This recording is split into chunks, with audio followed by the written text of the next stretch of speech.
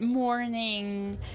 We greet you very warmly to this Habitat Latin America and the Caribbean, organized by Habitat for the Humanity, partnered and called by the Urban Habitat and Housing UHPH, courtesy of the Habitat Secretariat. At the entry of every venue, al inglés, portugués y español. En caso de que los requieran, pueden acercarse a solicitar uno. Al finalizar cada sesión, agradecemos them. So we hope to develop. You ask you to give back the equipment in the same area you receive. del app en el botón de live streaming, en donde encontrarán la disponibilidad de los 3 idiomas. We have simultaneous translation equipment for Equipos de traducción simultánea para inglés, portugués y español a la entrada de la sala. Requiere que ustedes vayan y lo recojan. Les agradecemos. En este momento a solicitarle a los miembros de la mesa principal, por favor, subir al escenario. Les pedimos que lo hagan desde las escaleras a mi costado derecho. Saludamos al señor Ernesto Castro, vicepresidente del Área de Hábitat para la Humanidad en Latinoamérica y el Caribe. A la señora Melinda Sasfi. A la señora Melinda Sasfi, gerente de proyectos estratégicos en la Fundación Hilti.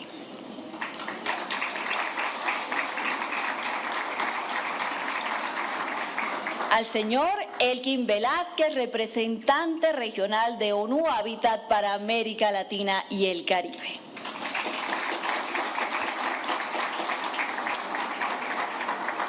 A la señora Claudia López, alcaldesa mayor de Bogotá.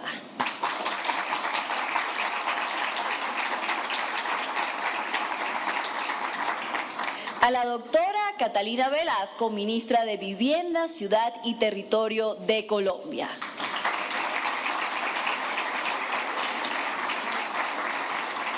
Al señor Joaquín Aristegui, embajador de España en Colombia.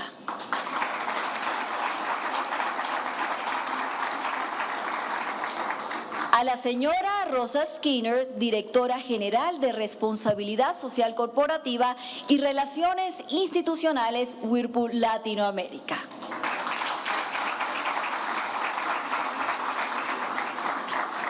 También le damos la bienvenida al señor Rodrigo Quintero, director de Hogares Saludables en el Grupo Argos.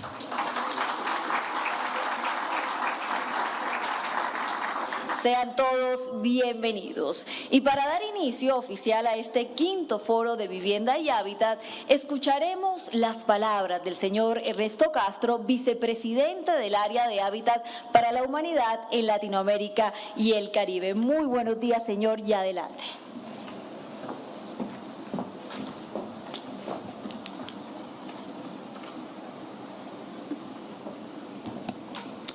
Señora Catalina Velasco Campuzano, ministra de Vivienda, Ciudad y Territorio de Colombia. Señora Claudia López Hernández, alcaldesa de Bogotá. Señor Joaquín María de Aristegui Laborde, embajador de España en Colombia. Señor Elkin Velázquez, director regional para América Latina y el Caribe de ONU Habitat. Señora Melinda Sasfi, gerente de proyectos estratégicos de la Fundación Hilti. Señora Rosa Skinner, directora general de Responsabilidad Social, Empresarial y Relaciones Institucionales de Whirlpool Latinoamérica. Señor Rodrigo Quintero, director de Hogares Saludables del Grupo Argos. Señora Mónica Ramírez, directora de Alianzas Estratégicas en Hábitat por la Humanidad Latinoamérica y el Caribe. Señores ministros, alcaldes latinoamericanos, miembros de prensa, damas y caballeros. Para mí es un gran honor y un gran placer darle la bienvenida al quinto foro de vivienda y hábitat Latinoamérica y el Caribe, titulado Responder a la crisis climática y social. Este es un evento organizado por Hábitat para la Humanidad, convocado a través de la Plataforma de Prácticas del Hábitat Urbano y Vivienda, conocido como UHPH, y que tiene el apoyo de la Fundación Hilti como presentador global. Este foro se hace también posible gracias al aporte de muchos otros patrocinadores y organizaciones que han apoyado de muy diversas formas. A todos ustedes, muchísimas gracias. El quinto foro de vivienda y hábitat es parte de una serie de foros regionales que Hábitat para la Humanidad ha estado organizando desde el año 2007, con su primera edición en Singapur. Actualmente se lleva a cabo en Asia-Pacífico, Europa, África, Medio Oriente y, por supuesto, en nuestra región también. Vale la pena destacar que la última vez que nos reunimos fue a través de las cámaras de nuestras computadoras. El foro en el 2021 fue virtual.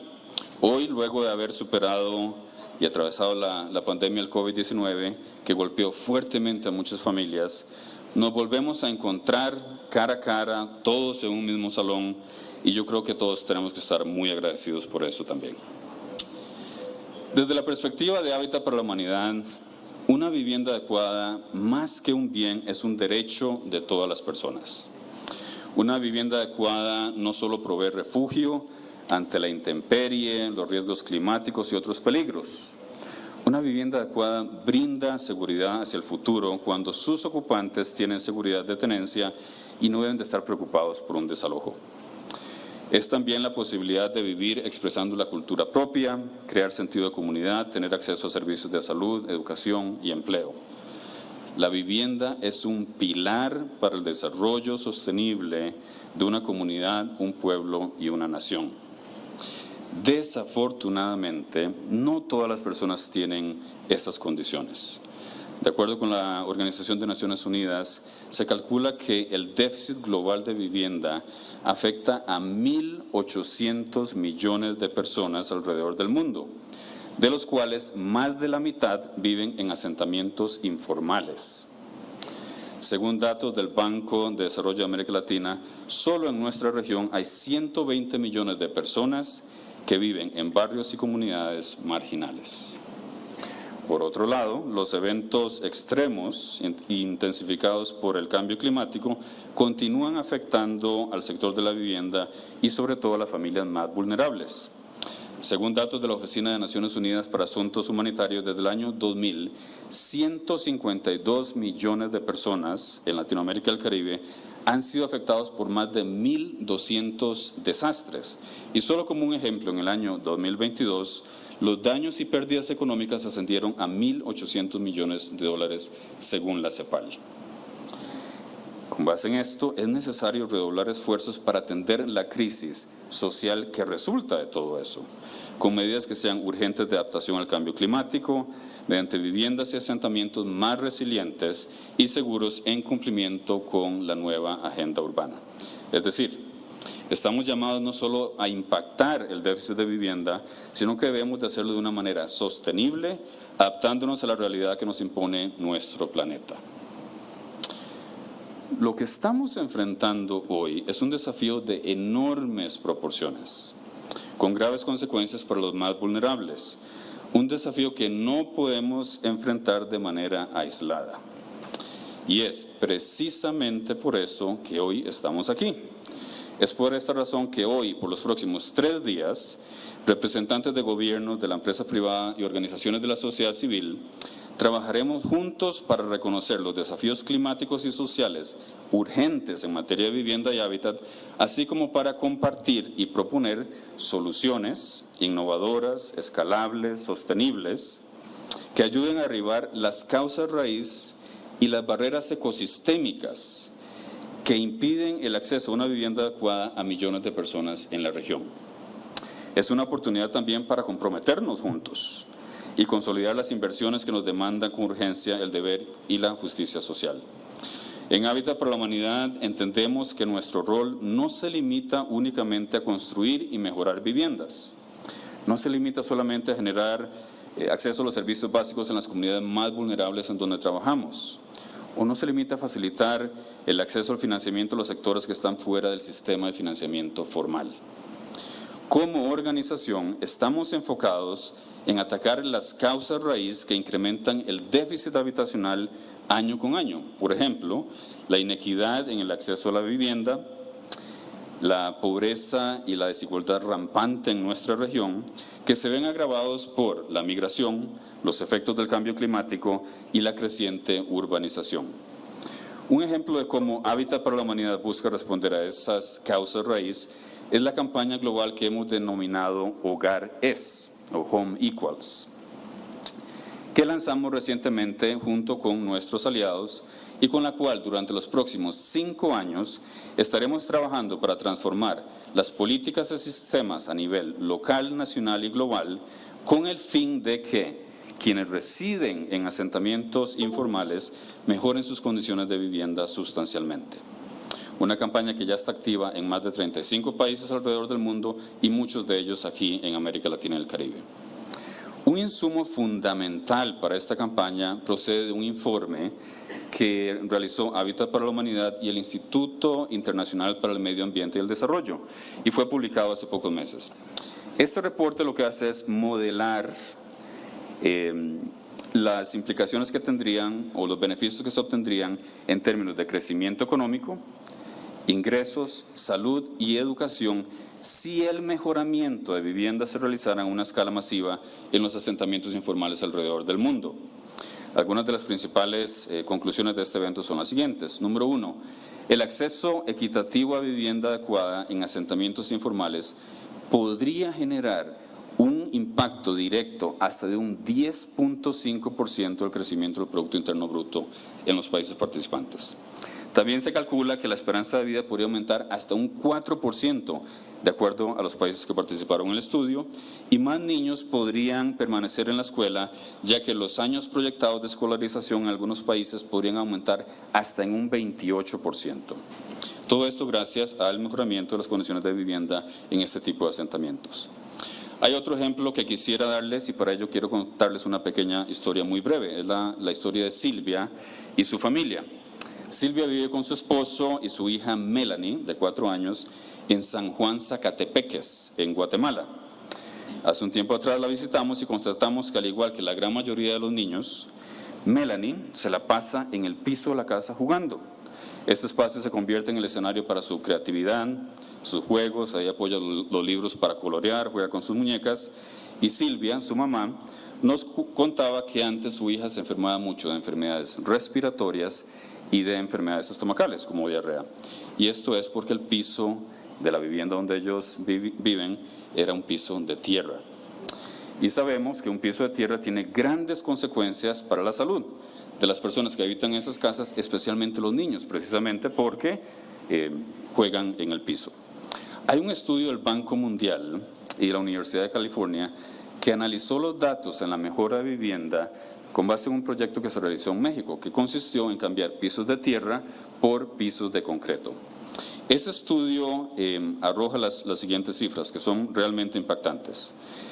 El simple hecho de cambiar un piso de tierra por un piso de concreto, según ese estudio, redujo hasta en un 78% las infecciones parasitarias, hasta un 49% los casos de diarrea, hasta un 81% en los casos de anemia, además de un aumento en el desarrollo cognitivo de los niños, pasando de un 36% a números mucho más elevados.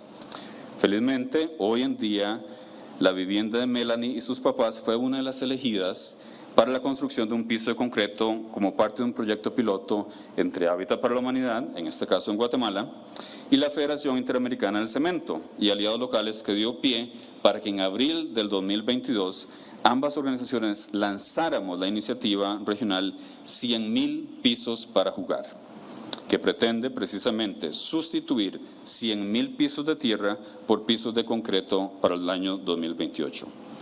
Bajo esta iniciativa ya hemos logrado que más de 19.000 latinoamericanos tengan hoy en su vivienda un piso de concreto en vez de uno de tierra. Estas soluciones se han logrado aquí en Colombia, en Ecuador, en Guatemala, en Honduras, Nicaragua y en República Dominicana, pero el trabajo apenas inicia. Y ha sido posible gracias a la alianza con empresas privadas, con gobiernos locales que se han unido a esta causa.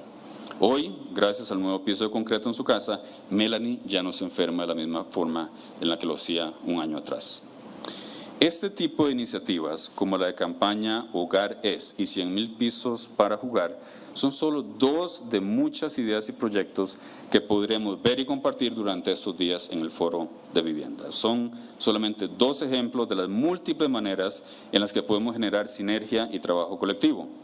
Si me permiten utilizar una comparación y si vemos el déficit de vivienda de nuestra región como una herida, lo primero que debemos reconocer es que no basta con un simple vendaje.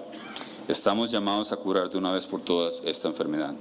Y lo segundo es que hay que comprender que para poder lograrlo necesitamos trabajar unidos desde la experiencia multiorganizacional, multisectorial y multipaís. Gobiernos, empresas y organizaciones no gubernamentales trabajando juntos, compartiendo conocimiento, información, recursos, modernizando marcos regulatorios y todo lo que sea preciso para ir derribando esas barreras que impiden que tantas familias latinoamericanas tengan un lugar digno donde vivir.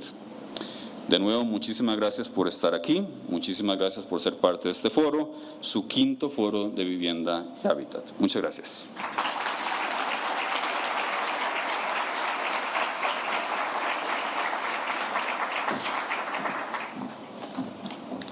Agradecemos al señor Castro y a continuación le damos la palabra a la señora Melinda Sasfi, gerente de proyectos estratégicos en la Fundación Healthy. Adelante, señora, bienvenida.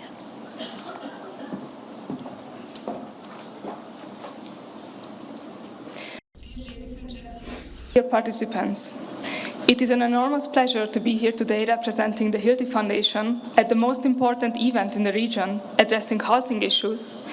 And I am so proud to see the level of interest, participation and engagement from all the three sectors, the private, the public and the third sector. The challenges of affordable housing and climate change are extremely complex and exponentially growing, which makes me believe that these complex challenges can be solved by a single person, organization, NGO, nor the government, but it must be a joint effort. The Healthy Foundation, like so many others, has focused for a long time on creating mechanisms to help families get access to fundings, access to quality housing products, better technologies, or access to improved construction services.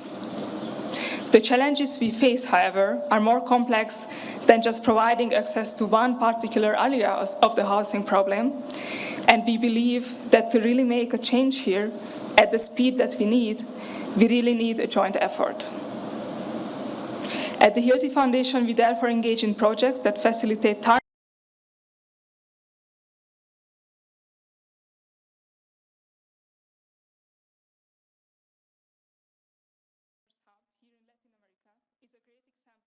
facilitating collaboration of that kind.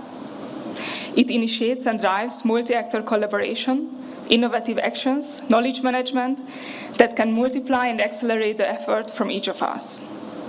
The Healthy Foundation therefore funds its activities and helps them scale in the future. But let me be clear, it is up to all of us to make something out of it, and the UHBH is only a vehicle, but we need to fuel it.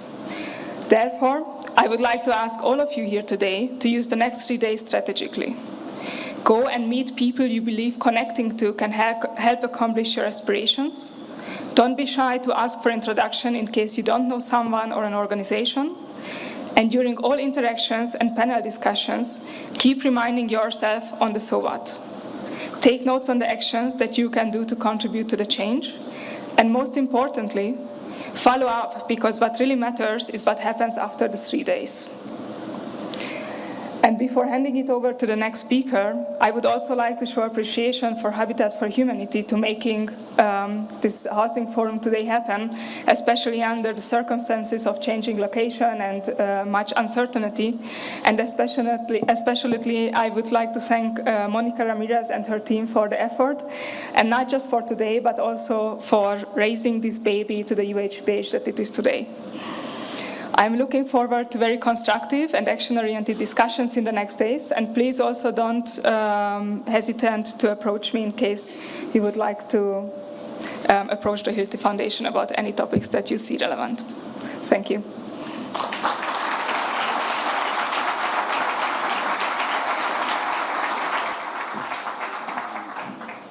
Thank you. Le agradecemos a la señora Sasfi por su intervención.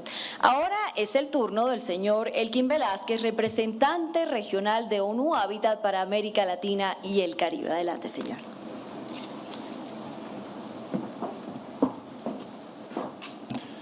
Muy buenos días a todos y a todas.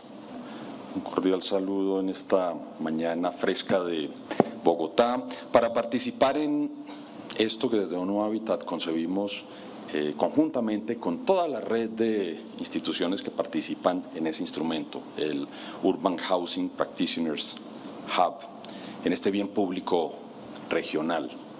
Cuando terminó Habitat 3 y tuvimos la nueva agenda urbana en las manos, la que nació en Quito, la latinoamericana, una de las tareas clave para empezar a implementar esa nueva agenda urbana, por supuesto, fue comenzar a trabajar sobre las formas de implementación en la práctica, y con los años nos fuimos dando cuenta que necesitábamos mucho de este tipo de instancias, bienes públicos regionales que nos permitieran materializar el Objetivo de Desarrollo Sostenible 17, el de trabajar conjuntamente. No solamente el de hablar, sino el de trabajar conjuntamente e ir directamente a la acción. Urban Housing Practitioners Hub es una plataforma que nació a partir de una idea brillante y una excelente iniciativa de Hábitat por la Humanidad, que nos convocó allá en los salones aledaños a la negociación de la nueva agenda urbana para comenzar a pensar cómo podía avanzar este proceso. Y por supuesto que una gran cantidad de instituciones, ha estado Cities Alliance, está Cities Alliance, los bancos de desarrollo, el BID en particular ha sido un actor muy activo. Paloma, encantado de saludarte. Aliados desde diferentes organizaciones de la sociedad civil, comenzamos a trabajar de la mano para sacar adelante este proceso. Una de las condiciones clave de ese proceso fue, por supuesto, contribuir con acciones, instancias, con procesos icónicos en la región, y Hábitat para la Humanidad, con el liderazgo de Mónica Ramírez, Ernesto, Stephen, que está por ahí, todo ese gran equipo, pusieron sobre la mesa grandes ideas y sobre todo el Foro Regional de Vivienda, que la región se los debe a ustedes, y por supuesto que todas y todos estamos acompañando ese proceso. Y hoy por hoy esa plataforma, que además del foro integra una plataforma de buenas prácticas, que integra formas específicas de acompañar a gobiernos, de responder a preguntas específicas de gobiernos nacionales, locales, sobre cómo resolver problemas específicos de la vivienda, está funcionando y sigue avanzando, y con la verdad una perspectiva muy importante de larga vida. Aspiramos y agradecemos también, por supuesto, en ese sentido, la gran contribución de la Fundación, de la Hilti Foundation en este momento, y de tantas otras aliadas y aliados tan importantes hoy, vía el Grupo Argos, en fin, muchos aliados, inclusive del sector privado. Urban Housing Practitioners Hub es un bien público regional.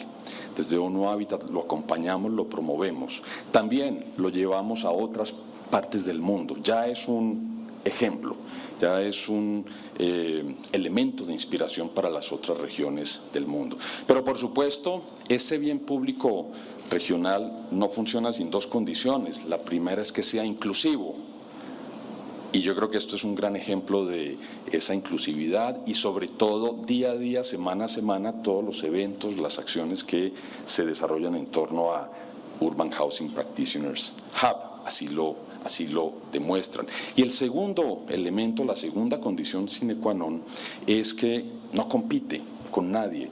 En América Latina necesitamos, frente a los retos que Ernesto ya nos contó acá, y que no los voy a repetir, no voy a repetir los datos de los documentos de la ONU en este momento, necesitan no solamente uno, sino muchos espacios, muchos bienes públicos regionales como este. Desde ONU Habitat cuenta en en Hábitat para la Humanidad y en toda la región y ahora en el mundo, con nuestro compromiso para seguir avanzando en impulsar este bien público regional.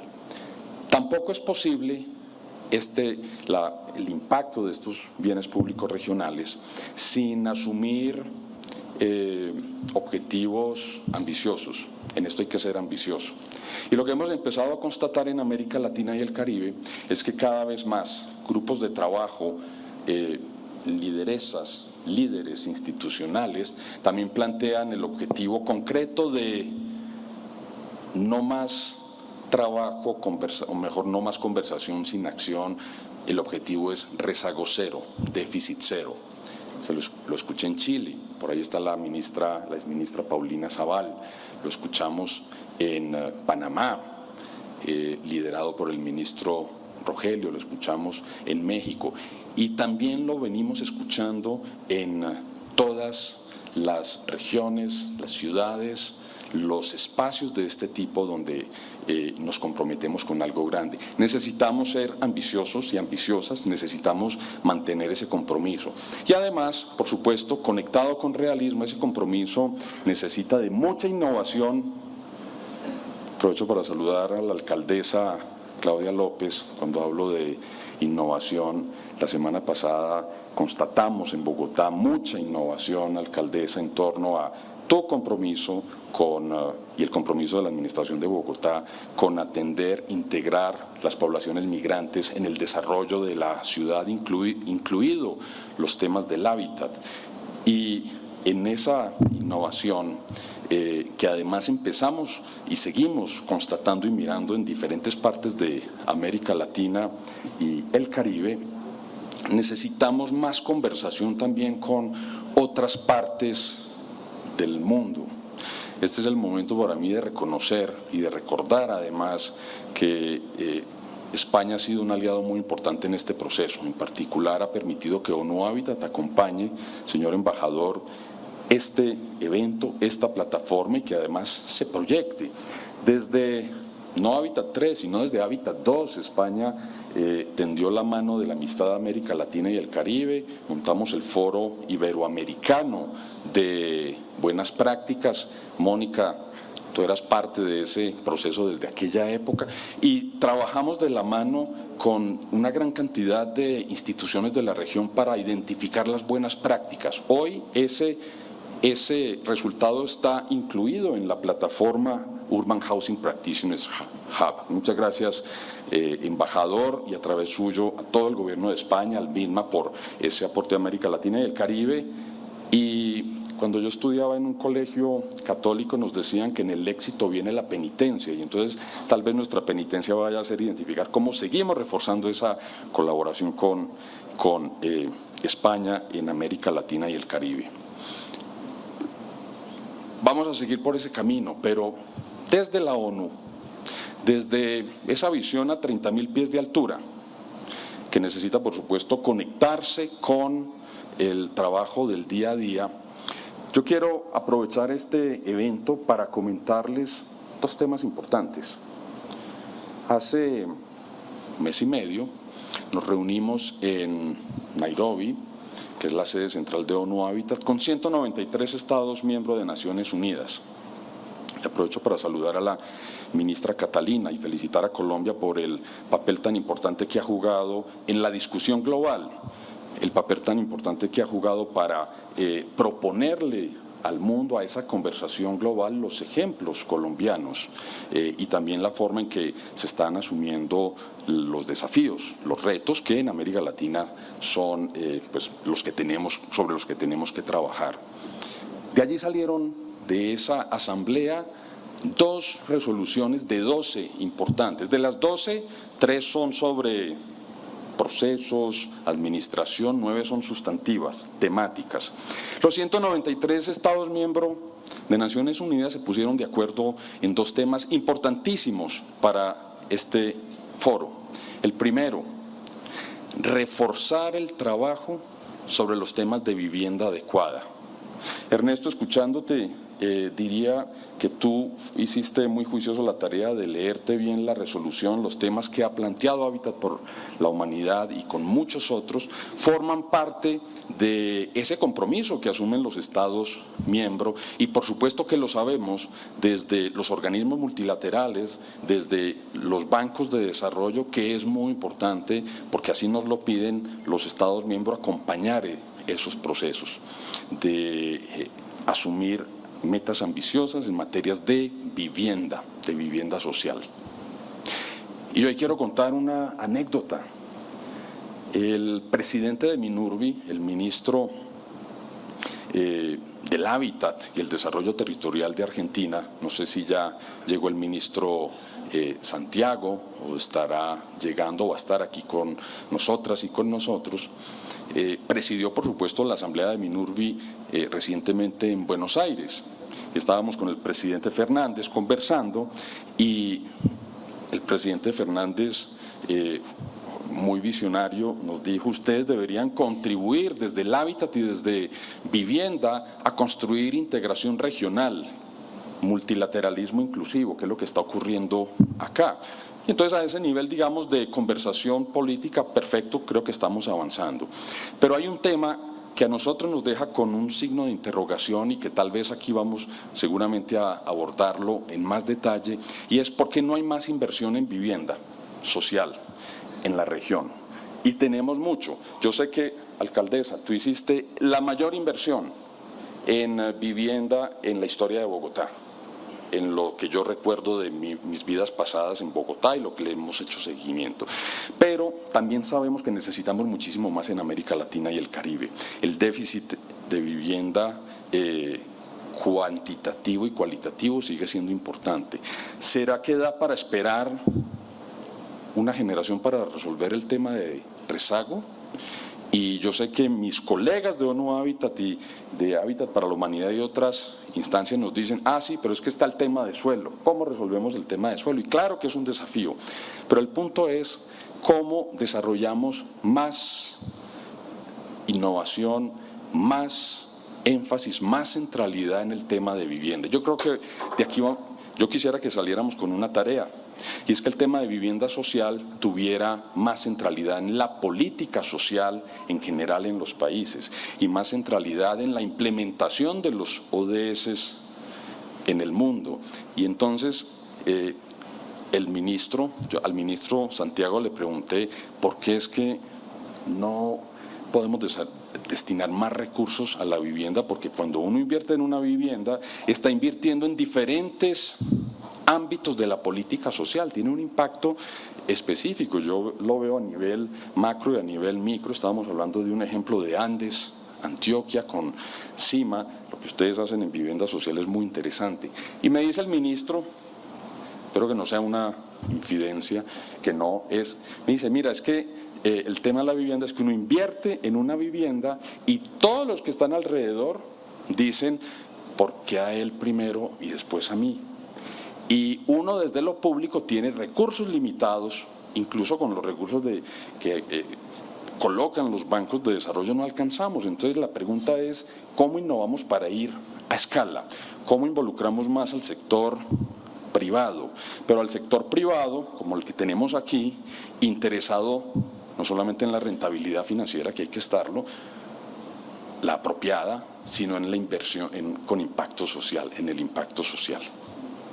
Y entonces eso nos dio pie para pensar y para empezar a impulsar que una de las ideas clave de la aceleración en la implementación de los objetivos de desarrollo sostenible, que es la localización de los ODS, traducida en proyectos concretos, puede tener una oportunidad en la vivienda y viceversa, que la vivienda social, construyendo sobre todo lo bueno que ya existe y que vamos a discutir aquí y que por supuesto nuestros anfitriones Bogotá, Colombia, nos lo van a mostrar en esta semana. Gracias por esa anfitrionía y por esa generosidad de recibirnos en Bogotá y en Colombia, que a partir de ahí entonces miremos cómo podemos cambiar la narrativa, adaptar la narrativa de la vivienda. Nosotros identificamos que hay un tema de narrativa para convertir la vivienda social en el instrumento por excelencia para tener impacto en muchos ámbitos de la política social y de protección de nuestros gobiernos, de nuestros países, de nuestras ciudades en América Latina y el Caribe.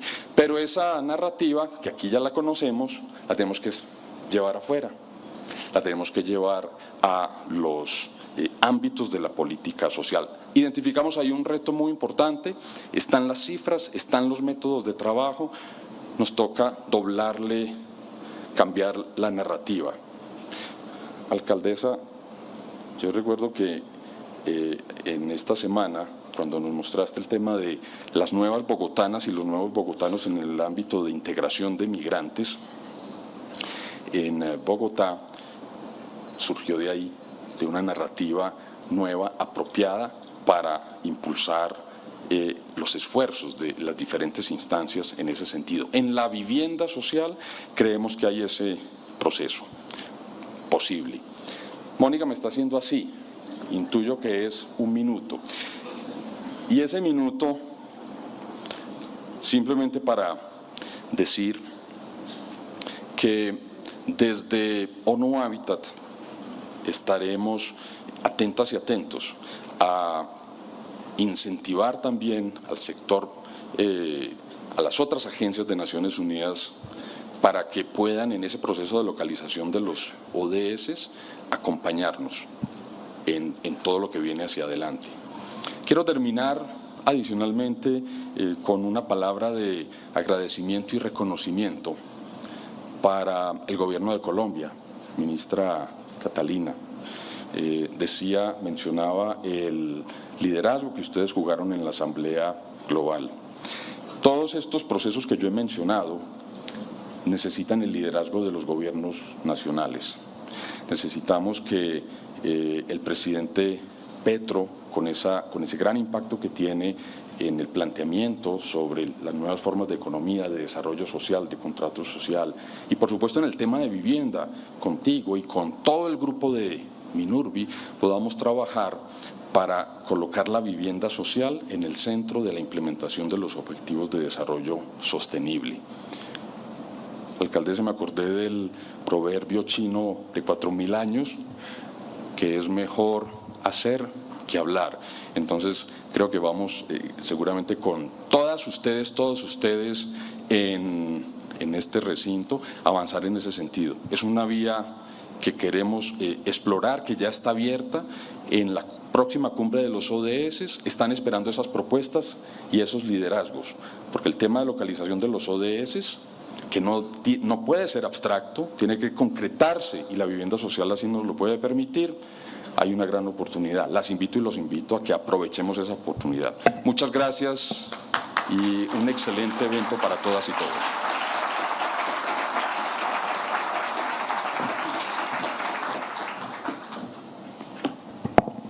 Agradecemos al señor Velázquez y seguimos con la intervención de la alcaldesa mayor de Bogotá, la señora Claudia López.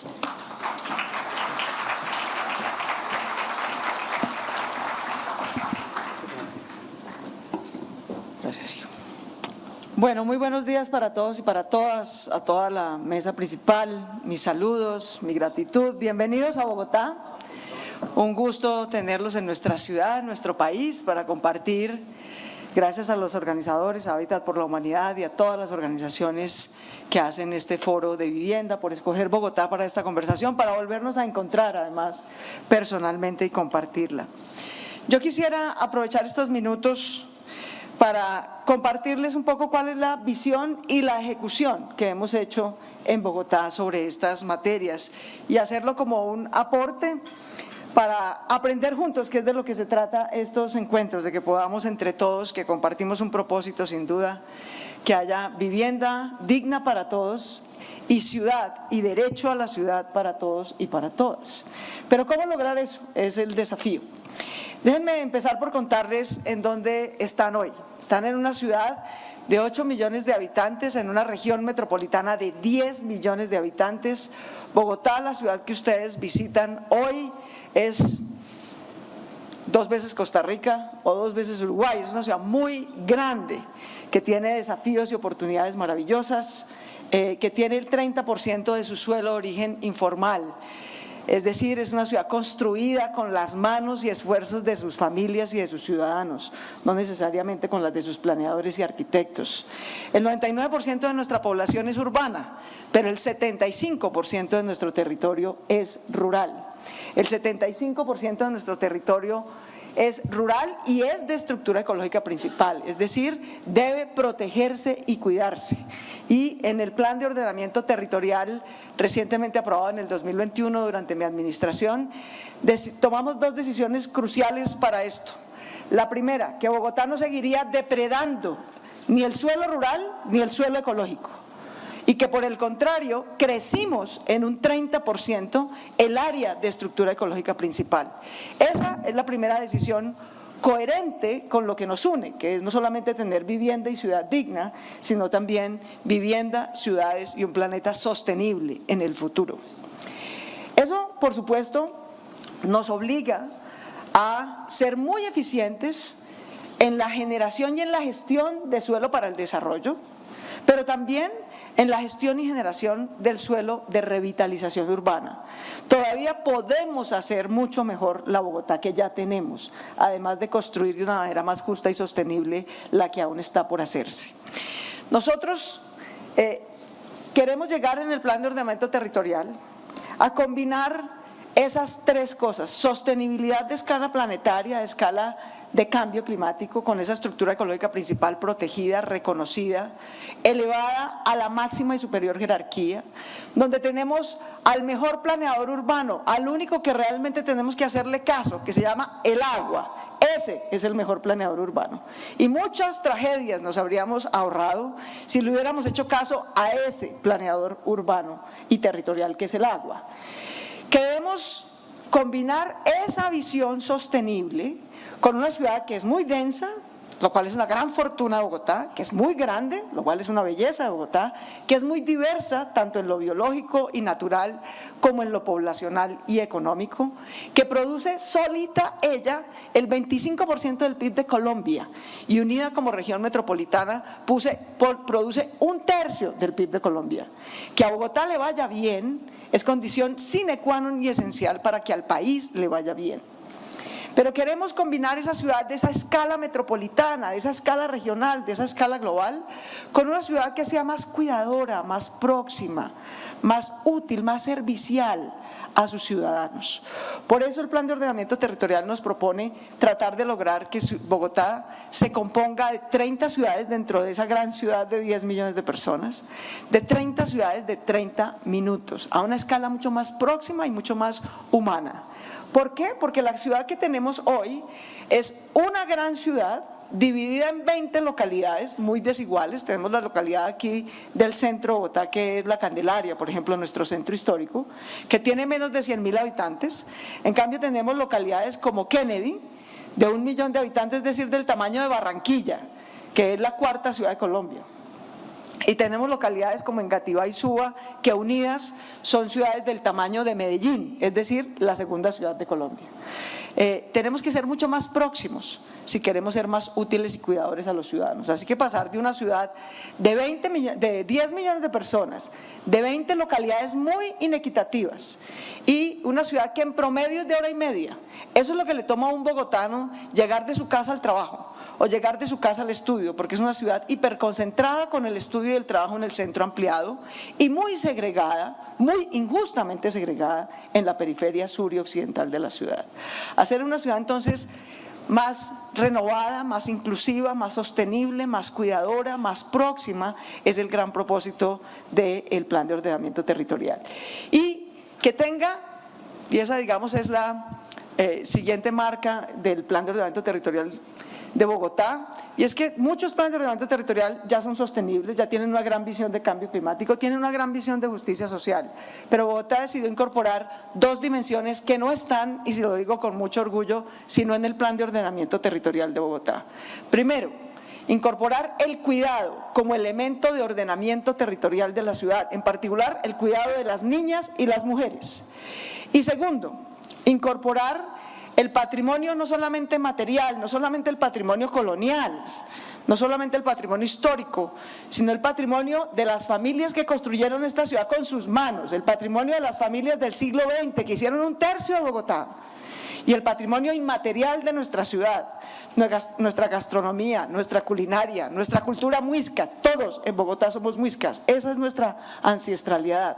Esas dos dimensiones del ordenamiento territorial solo las tiene el Plan de Ordenamiento Territorial de Bogotá y nos enorgullece profundamente. ¿Qué significa una ciudad que cuida, una ciudad próxima? Es una ciudad que logra integrar servicios de cuidado para las personas, porque por algo decía en el slide anterior, y esto no es capricho, si queremos cuidar el planeta, tenemos que cuidar primero las personas. No le podemos pedir a familias y ciudadanos, niños, niñas, mujeres y familias, en la pobreza, en el hambre, en la exclusión, que salgan ahora además a echarse encima sobre sus hombros salvar el planeta. Si queremos salvar el planeta, lo primero que hay que hacer es cuidar a las personas. Lo segundo que hay que hacer es cuidar la democracia, queridos, porque sin instituciones democráticas, ningún populismo, ningún caudillismo, ningún régimen dictatorial o autócrata va a salvar el planeta. No les importan ni sus propios ciudadanos, mucho menos los ciudadanos del mundo. Y es esa combinación de cuidado a las personas y la democracia la que nos va a permitir llegar a cuidar el planeta. Por eso, para cuidar a las personas necesitamos tener una ciudad más próxima, no una Bogotá de 1:30 en promedio, sino una Bogotá de 30 minutos en promedio, donde a 30 minutos, en modos de transporte alternativo, caminando, en bicicleta o eléctrico o en transporte público, máximo a 30 minutos, los ciudadanos y ciudadanas de Bogotá, los niños, niñas, jóvenes, familias de Bogotá, empresarios de Bogotá, puedan encontrar suelo protegido para la vivienda, sí, pero también para la pequeña y mediana empresa, que no la expulsen de la ciudad, que haya oportunidades de empleo, de vivienda digna, de servicios sociales de cuidado para todos, muy en especial para las mujeres, las niñas y las personas mayores, que haya espacio público de calidad reverdecido y que haya, por supuesto, reverdecimiento, en lo que Bogotá todavía tiene mucho por ganar. Para llegar a esa ciudad próxima, el Plan de Ordenamiento Territorial de Bogotá propone varios instrumentos, y aquí hay que combinar, y en eso tenemos, digamos, aquí un network de especialistas, de practitioners, de gente que hace las cosas, que no solamente las escribe y las piensa, sino que las hace. Y para hacer esto realidad, esta visión de ciudad, lo primero que propone el POT, aparte de cuidar la estructura ecológica principal, no depredar más el suelo rural, tratar de tener 30 ciudades de 30 minutos urbanas y 3 rurales, es decir, pasar de 20 localidades a 33. Es rehacer la ciudad que ya construimos. La construimos a lo largo de un siglo, fundamentalmente entre los 30, ¿no? Más o menos en los últimos 100 años. Construimos esa ciudad.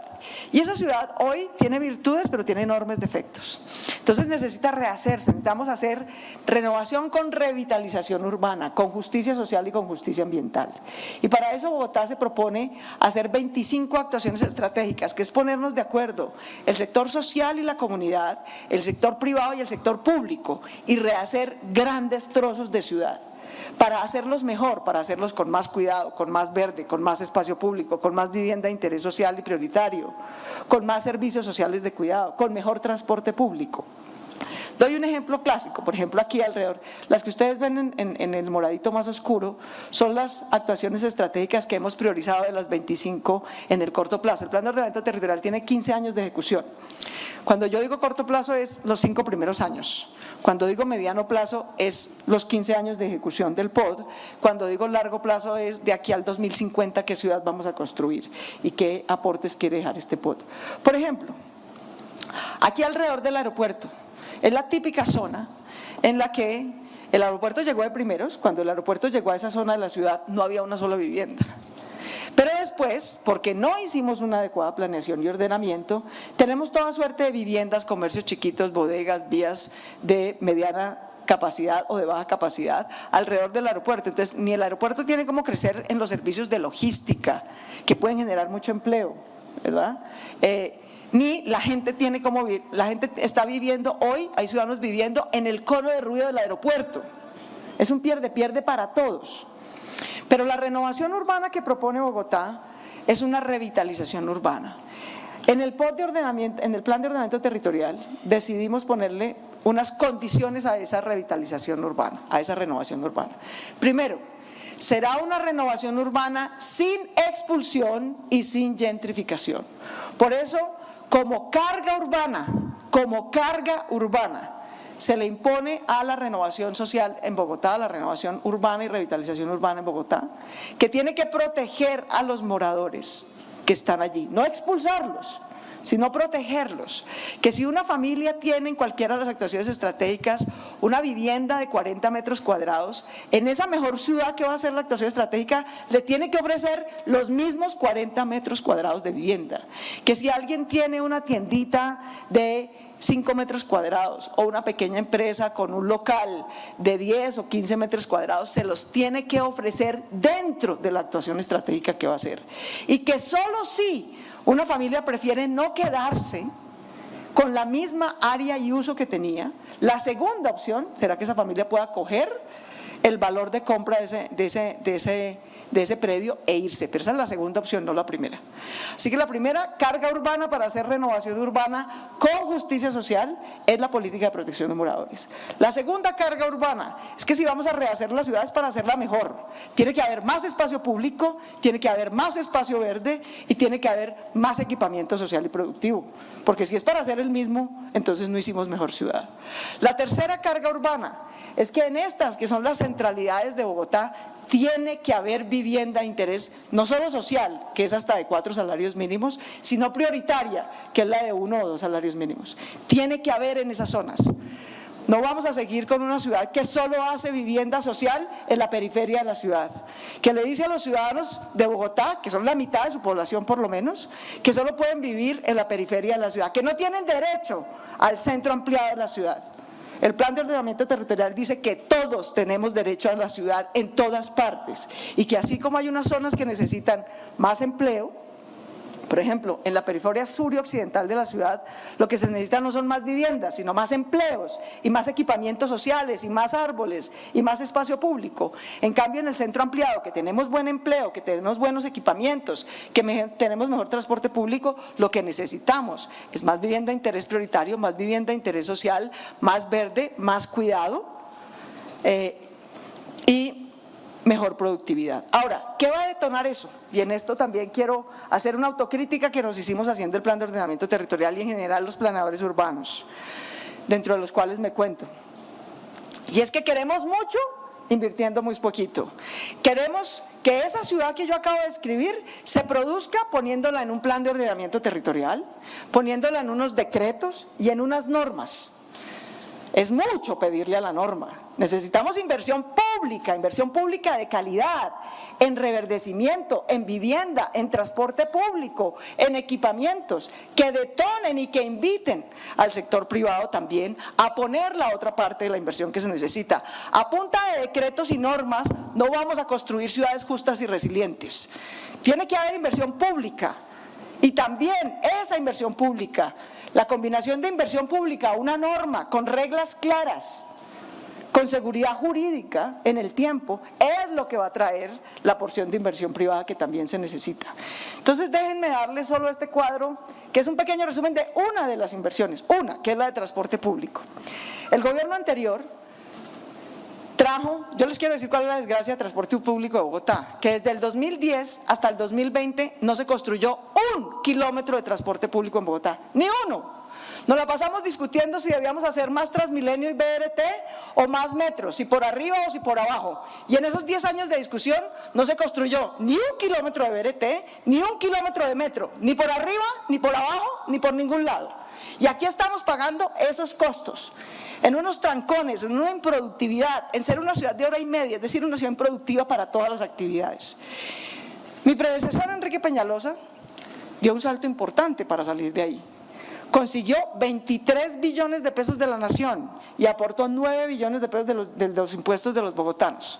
Una inversión grande para hacer la primera línea del metro, la alimentadora de la 68, la alimentadora de la Cali y la séptima que está saliendo hoy a licitación y esperamos adjudicar a finales de este año. Fue un esfuerzo grande, después de no hacer ni un kilómetro, si ustedes suman, la primera línea del metro tiene 24 kilómetros, el corredor verde séptima tiene 22 kilómetros de extensión, la 68 tiene 17 kilómetros de extensión, bueno, y la Cali 7. Un salto grande después de que durante 10 años no se hizo ni un kilómetro de transporte público. Ahora bien, nos dejaron la vara alta. Nos dejaron la vara alta. ¿Qué hizo mi gobierno en estos 3 años y medio, en estos casi 4 años? En la vida de verdad, 2. Tanto esfuerzo para llegar a la alcaldía y me tocó un periodo de 2 años, porque 2 fueron pandemia. ¿Pero qué hicimos? Conseguimos 35 billones de pesos de la nación y aportamos 16 de Bogotá. Esa es la vara que deja esta alcaldía. ¿Para agregar qué? Para agregar la segunda línea del metro de Bogotá, la que debe ir a Suba y Engativá, la primera subterránea de la ciudad, para que salgamos de esa discusión, y porque ciertamente desde el punto de vista urbanístico es mejor, desde el punto de vista de ingeniería y transporte da lo mismo un metro por arriba que un metro por abajo, pero desde el punto de vista urbanístico no. Y para arreglar las entradas y salidas de Bogotá. Si queremos una ciudad más productiva, hay 2 millones de colombianos que entran y salen todos los días de Bogotá. Aquí trabajan o aquí viven o aquí producen o aquí compran. Es una tortura para cualquier bogotano entrar. Todas las vías de Bogotá se construyeron hace 50 años y no se han ampliado en 50 años ni un centímetro, cuando el número de vehículos que entra por esas vías se ha multiplicado por 20. Así que conseguimos la plata de la segunda línea del metro, de la ampliación de la séptima, de la autopista norte, la construcción de una nueva autopista sur, la construcción de una nueva calle 13, la extensión de la calle 63 y el arreglo de la 80. 6 entradas y salidas de Bogotá que quedarán como nuevas, más 2 cables, el de San Cristóbal y el de Potosí en Ciudad Bolívar. Esa es la inversión adicional en transporte público que deja mi alcaldía. Estas son las entradas y salidas. Todo esto que ustedes ven en este mapa no es un plan, no es un proyecto, es una idea. Es un contrato vigente, financiado y en ejecución. Son obras que se van a terminar, la mayoría de ellas en el 2026 o en el 2026 se terminan la mayoría de las entradas y salidas de Bogotá. En el 2028 y el corredor verde séptima. En el 2028 estrenaremos la primera línea del metro de Bogotá, sin duda, sin un día de retraso. Y en el 2032 estrenaremos la segunda. Cuando usted le mete 85 billones solamente en 2 periodos de gobierno a una ciudad, entonces detona algo. Si vamos a rehacer esa ciudad, no tiene sentido que no la hagamos protegiendo a los moradores. Y no solamente es no expulsarlos, es decir, aquí nos pasaba, la ministra lo sabe y eso es algo que frenamos de tajo con su apoyo, y es que nos usaban subsidios hechos para la vivienda de interés social, que son hasta de 4 salarios mínimos, ¿verdad? Nos los usaban para hacerle apartaestudios a yupis en Chapinero. Eso se llama trampa. Los subsidios para la vivienda de interés social no está para hacerle apartaestudios en Chapinero a personas de altos ingresos.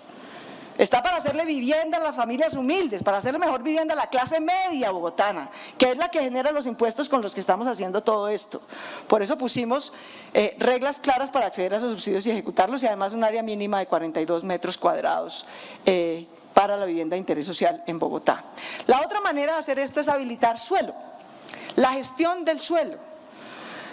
Y en esto tuvimos una gran discusión con los constructores de nuestra ciudad, que todos quieren hacer una ciudad más justa, pero no quieren pagar por ella. Muy difícil así, muy difícil así. Tenemos que pagar impuestos para hacerla, pero también tenemos que pagar mayores cargas urbanas para hacerla, no una ciudad donde ganan muy poquitos a costa de la calidad de vida de la mayoría. Y hemos habilitado 73.000 viviendas hasta ahora, casi lo mismo que la administración anterior. Al final de este año serán casi 100.000 viviendas a través de planes parciales, que es suelo de desarrollo. Suelo, digamos, como le gusta a los constructores, que es limpiecito pues para empezar a hacer viviendas, pero también tenemos que aprender a hacer renovación urbana. Suelo que se rehace, pero no se rehace expulsando a la gente, sino con las reglas que ya les dije. Ahora, lo otro es pasar del principio de ordenamiento territorial del cuidado a hacer el cuidado. No solamente hacer el transporte público y el reverdecimiento del espacio público que genera, sino también a ofrecerle, esto se lo ofrece el plan de ordenamiento territorial a todas las mujeres de Bogotá, especialmente al 1.1 millones de mujeres. En Bogotá la mitad de la población somos mujeres, 4.2 millones. De ese 4.2, el 25%, 1.1, son mujeres que sacrificaron todo en la vida para cuidar a otros. Sacrificaron su tiempo, su salud, su estudio, salieron de trabajar. se quedaron en la pobreza, 700.000 de ellas, por cuidar a sus chiquitos, por cuidar a sus hijos en condición de discapacidad, por cuidar a los mayores. En América Latina, Elkin, ministra, amigos todos, en América Latina las mujeres somos la seguridad social de por lo menos un cuarto o un tercio de la población y nadie nos paga un centavo por eso. Eso es injusto. Si queremos desarrollo justo y sostenible, tenemos que relevar a las mujeres de esa sobrecarga de trabajo doméstico y de cuidado no remunerado que hemos puesto sobre sus hombros. Y para eso hay que redistribuir ese cuidado entre los demás miembros de la familia. Apreciados hombres de este mundo, a cuidar se aprende, queridos. Ustedes también pueden lavar, planchar, cuidar, leer con sus hijos, llevarlos a la escuela, llevar a sus padres a un centro de salud. A cuidar se aprende. Y por eso, si no les enseñaron, aquí les enseñaremos. En las manzanas del cuidado de Bogotá, que son un nuevo equipamiento social que se propuso el Plan de Ordenamiento Territorial, para que haya lavanderías y secadoras públicas, en vez de que las mujeres se partan la espalda lavando a mano todo un sábado, para que haya escuelas al cuidado para hombres, donde le enseñemos a los niños y a los hombres de esa familia a cuidar, a disfrutar de ser mejores seres humanos, mejores hombres y mejores ciudadanos, donde hay servicios para que las mujeres que sacrificaron su bachillerato lo terminen. 841 mujeres se han graduado en estos 3 años de su bachillerato, para que consigan un trabajo acorde con sus necesidades y capacidades. Son mujeres en su mayoría de mayores de 50 años que no tenían sino educación básica en el mejor de los casos, o donde puedan hacer emprendimientos. Esas manzanas del cuidado, esos equipamientos que les estoy describiendo, el Plan de Ordenamiento Territorial determina que así como hay que tener 5 líneas de metro y 2 regiotram y 7 cables, también hay que tener 45 manzanas del cuidado en todo Bogotá, para que cualquier mujer, no importa su condición socioeconómica, tenga a máximo 30 minutos de su vivienda una manzana del cuidado. Eso es incorporar el cuidado de verdad y tomárselo en serio y poner la inversión para eso. A este mapa muestra cómo se redistribuyen, y luego hay que ordenar todos esos equipamientos sociales, verdes, de transporte a escala local. El POT coge cada una de las 30 UPLs, unidades de planeamiento local de 30 minutos, y dice cuáles van a ser los proyectos, tanto distritales, grandes, como locales, que van a construir esa ciudad de máximo 30 minutos en cada una de esas 30 unidades. Aquí hay un ejemplo rural y un ejemplo urbano, porque tenemos 3 urbanas exclusivamente. En las mujeres, mire, yo les digo una cosa, no es solamente hacer manzanas del cuidado que van a relevar a las mujeres sobre todo esa sobrecarga, es también incluir a las mujeres en las mayores oportunidades de empleo. Y aquí, ministra, 2 cosas que me enorgullece mucho, que hemos hecho de la mano del ministerio y del sector. El sector de la construcción de vivienda y de obra pública generan mucho empleo, pero es empleo fundamentalmente masculinizado. Esta alcaldía encontró en 9% la participación de las mujeres en el sector de la construcción y lo va a dejar en el 15%. Es decir, en 3 años, junto con los constructores, con Camacol, con los gremios, con el ministerio, crecimos en un 60% el nivel de participación de las mujeres en el sector de la construcción en su empleo.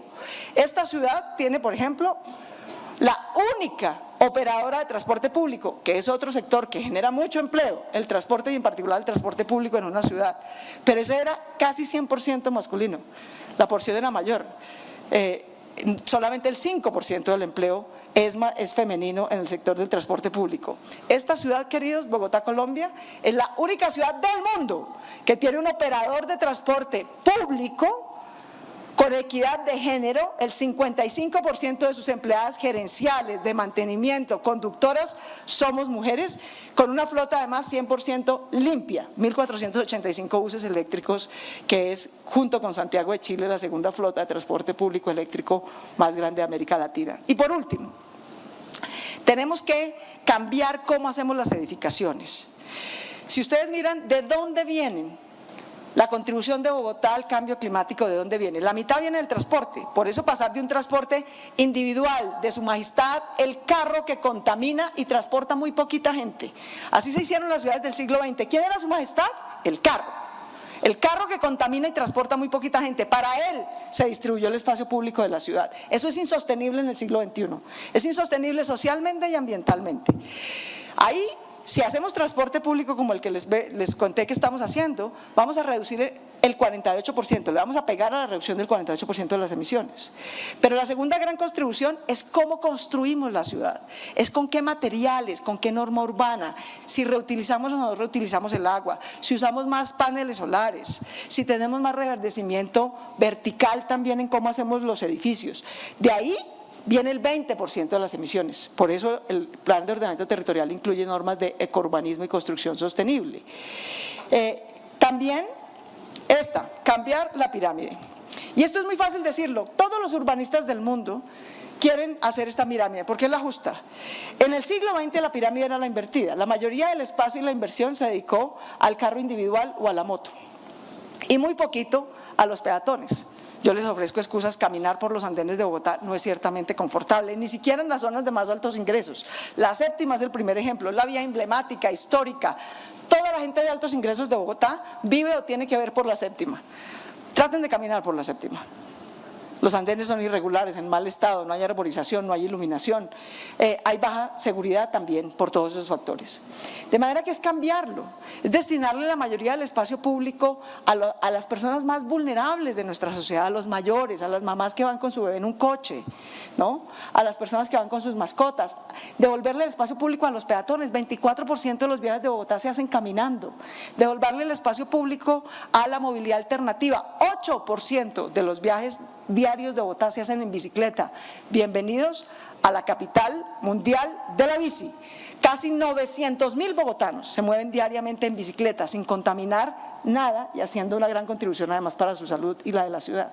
Cerca de la mitad de los ciudadanos se mueven en transporte público, pero solamente tienen 15% del espacio, aunque mueven 50% de los viajes. Eso es lo que un corredor verde, a diferencia de los corredores grises y las avenidas del siglo XX, trata de superar. Hacer, en últimas, vivienda con ciudad y ciudad con vivienda digna. Las dos cosas van de la mano, las dos cosas requieren inversión pública, planeación e inversión privada. Para lograr cerrar la brecha, necesitamos darle inversión prioritaria a este porcentaje de los hogares de nuestra ciudad. Ese es el gran desafío que tenemos y creemos que con las inversiones que estamos haciendo en subsidios de mejoramiento, en subsidios en la ruralidad, apreciada ministra, pero escribir el punto de equilibrio. Esta es la primera administración, y a mí eso no me honra decirlo, es la primera administración de Bogotá, estoy hablándoles del periodo 2020 al 2023, que invirtió en vivienda rural, cuando el 75% de su población es rural. Es inaudito que seamos la primera, es deshonroso que seamos la primera, pero más vale tarde que nunca. Pero el derecho a la vivienda de los ciudadanos va con ellos, ministra. Da lo mismo si ese subsidio se invierte en Necoclí, o si a ese ciudadano en Necoclí que llega a Bogotá también le hacemos vivienda digna. Hay que encontrar el punto de equilibrio entre esas dos cosas, para que ni se frene la economía, ni se frene la construcción de vivienda y la integración social. Y por último hay que innovar, innovar, innovar. Los dejo para el cierre con este mapa. Esa es la diferencia entre el POT del 2004. En las áreas naranjas era donde le decíamos a los ciudadanos de bajos ingresos que iban a poder conseguir vivienda. El POT del 2021 les dice que en todas las áreas de los diferentes colores, en toda la ciudad, en el norte, en el sur, en el centro ampliado, en el occidente o en el sur, van a poder conseguir vivienda de interés social. Esa es la diferencia que hace un plan de ordenamiento territorial pensado para la gente, para el reverdecimiento, para el cuidado de las personas, la democracia y el planeta. Muchas gracias.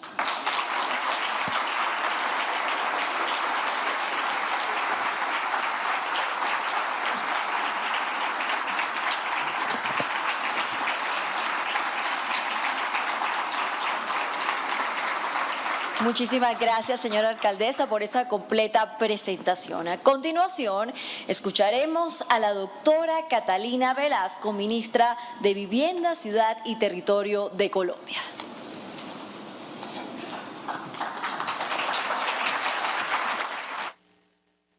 Muchas gracias. Muy buenos días para todos y para todas, queridos amigos, queridas amigas. Yo me aparto del protocolo porque llevamos tantos años trabajando juntos que esto es como una reunión de amigos y de amigas. Me encanta compartir con ustedes hoy. Ha estado buenísima la conversación, la discusión, y entonces voy a mandar otra bombita aquí de ideas diferentes, porque lo que estamos haciendo hoy es provocar las ideas, las propuestas y las conversaciones. Cuando yo te escuchaba hablar a ti sobre 120 millones de latinoamericanos en situaciones precarias de vivienda. Consideraba o reflexionaba sobre cómo estamos comprendiendo desde el gobierno nacional, que lleva ya un año, y de pronto este puede ser un espacio para dar un parte de avance en este año.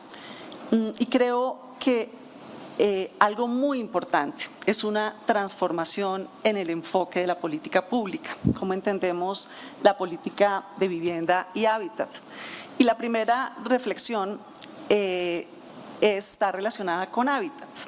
Creo que hasta este momento habíamos en Colombia considerado que vivienda era el eje de la política y nosotros no tenemos duda que hay que tener una mirada mucho más integral.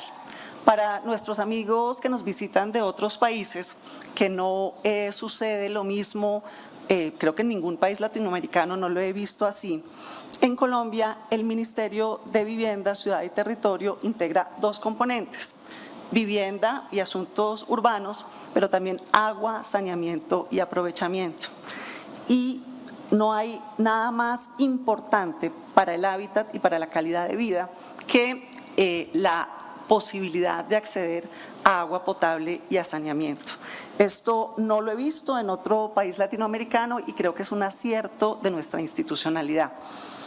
Las cifras colombianas son similares a las latinoamericanas, a las caribeñas. En Colombia tenemos 51 millones de habitantes y hay 12 millones de personas que no tienen acceso a un agua potable continua y de calidad, 1 de cada 5. Y tenemos 4.5 millones de familias con una vivienda precaria. Así como en la ciudad de Bogotá el 30% del suelo es de origen informal, pues en Colombia estamos exactamente por las mismas cifras. Dos aspectos que se relacionan íntimamente. Pero hay que ver en el enfoque, en la aproximación de política pública. Y quiero echar un poco atrás para reflexionar sobre los modos de acción del Estado en nuestro país. Desde hace 30 años, con las reformas de los 90, tanto en materia de servicios públicos como en materia de vivienda, vivimos una transformación importante. En materia de servicios públicos, una ley que transforma en empresa de servicios públicos, tanto privada como pública, a los prestadores de servicios de agua potable, saneamiento y aprovechamiento, de igual forma a los prestadores del servicio de energía eléctrica para los hogares. Ley 142/94, hace 30 años. Y por la línea de la vivienda, exactamente lo mismo. Ley 9ª, Ley 388, pasando de un modelo de producción pública de vivienda, el Estado construyendo viviendas para ofrecerle a las familias más vulnerables, a un modelo de mercado, donde lo que encontramos es un modelo actual con una construcción de vivienda por parte del sector privado y unos subsidios del Estado dirigidos a las familias, a la demanda. Esas dos cosas, después de 30 años, nos han llevado a una situación que hoy valoramos como insuficiente para garantizar el acceso a una vivienda adecuada, a un hábitat adecuado a los colombianos, a las colombianas, a los habitantes de nuestro país. 30 años donde uno ve una brecha, uno ve que en materia de agua potable, de saneamiento, tenemos unas ciudades con un servicio robusto, importante, con inversión en infraestructura, y Bogotá, pues el MAS, nuestra empresa de acueducto, es un capital de todos y es una gran empresa, lo mismo en Medellín o en Barranquilla, pero con enormes dificultades de prestación de servicio, 12 millones de personas sin una adecuada prestación de servicio de agua potable y saneamiento.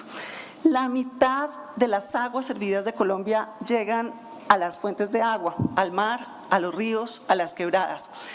En Riohacha, en Santa Marta, En Cartagena tenemos un emisario submarino que lleva las aguas servidas 150 metros al mar, y las plantas de tratamiento de aguas residuales, la de Bogotá, pero también la de todas las ciudades capitales, con pocas posibilidades de prestar su servicio en el corto plazo por diferentes razones. En materia de vivienda sucede lo mismo. Nosotros vemos que en los últimos 8 años y en los últimos 30, la política de vivienda estuvo dedicada a ofrecer subsidios de vivienda a las familias que lograban hacer un cierre financiero con ahorro, crédito, negocio inmobiliario, y el subsidio era para completar. ¿Y cuál es la paradoja detrás de eso? Que solamente quienes tienen unos ingresos medios y quienes tienen acceso al crédito son quienes pueden acceder a un subsidio y por lo tanto tener una vivienda. En Colombia hemos construido viviendas nuevas en las grandes ciudades para clases medias que tienen ingresos suficientes para acceder al crédito hipotecario, y hemos dejado por fuera a una franja importantísima de familias en problemas. 4.5 millones de familias en Colombia hoy que habitan una vivienda precaria. Esto es, con piso de tierra, con paredes de tabla, con techo de zinc, especialmente sin ningún tipo de acceso a agua potable y saneamiento, y esa es la realidad. Uno ve los avances en materia de déficit cuantitativo de vivienda y vamos progresando. 30 años de un sostenido avance, y uno ve el estancamiento en el déficit cualitativo y lleva 30 años cada vez creciendo más. Y entonces la pregunta es, ante esta situación de realidad, pues lo que necesitamos es un nuevo modelo de política pública. Y esto tiene mucho que ver con la gestión. ¿Qué sucede? Que en Colombia hemos considerado que lo informal es incompleto, insuficiente, ilegal, y que en el mejor de los casos la acción del Estado debe ser formalizar lo informal. Nosotros en este gobierno tenemos una visión diferente, alternativa. Creemos que hay que reconocer esa diferencia y hay que desarrollar esa diferencia para que de manera simultánea, tanto en materia de agua como en materia de vivienda, podamos avanzar en esa tarea pendiente de 30 años desde la gran urbanización y la gran transformación de Colombia en materia de estructuras de mercado, tanto para servicios públicos domiciliarios como para vivienda. ¿Y cómo se hace eso? Esa es la siguiente pregunta. Bueno, primero, reconocer lo que hemos considerado. No son ilegales, no son insuficientes, son diferentes. Segundo, caracterizar. Miren esta cifra tan interesante. En Colombia, en el sistema de servicios públicos que maneja la Superintendencia de Servicios Públicos, donde se registran quienes prestan el servicio de acueducto y alcantarillado, tenemos 2.700 organizaciones comunitarias de agua, esto es, en pequeños municipios en el sector rural, registradas. ¿Por qué?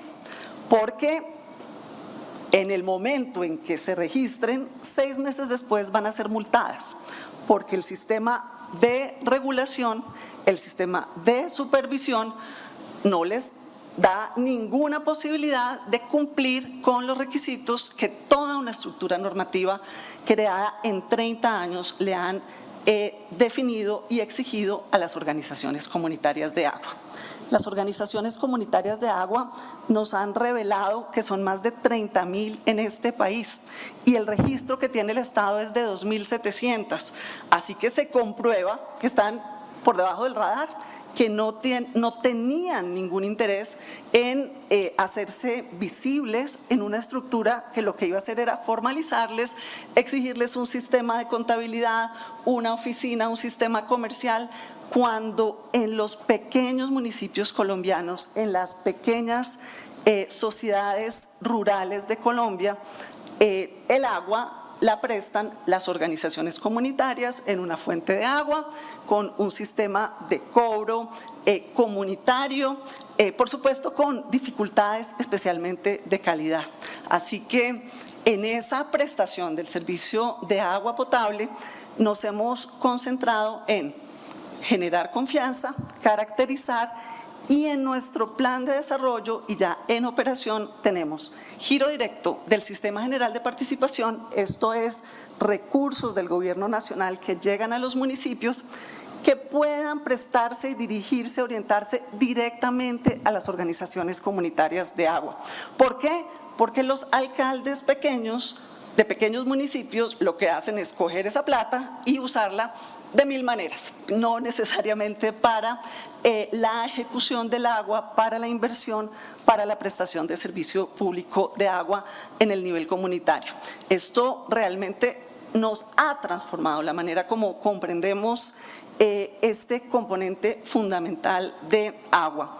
Y en materia de vivienda, no sin discusión con mis queridos amigos y amigas del sector de la construcción, hemos entendido que es indispensable trabajar de otra forma y es dirigir los recursos públicos del Gobierno Nacional y de esa forma orientar la inversión pública en diferentes instancias hacia el mejoramiento de viviendas en ese lugar donde jamás hemos llegado, que son los municipios de categoría 4, 5 y 6, que son 1.000 de los 1.300 que hay en Colombia para mejoramientos de vivienda. El ejemplo que tú mencionabas de la niña en Guatemala sobre el piso de tierra, lo hemos vivido en otra cosa que nos ha parecido maravilloso y es los baños para las familias.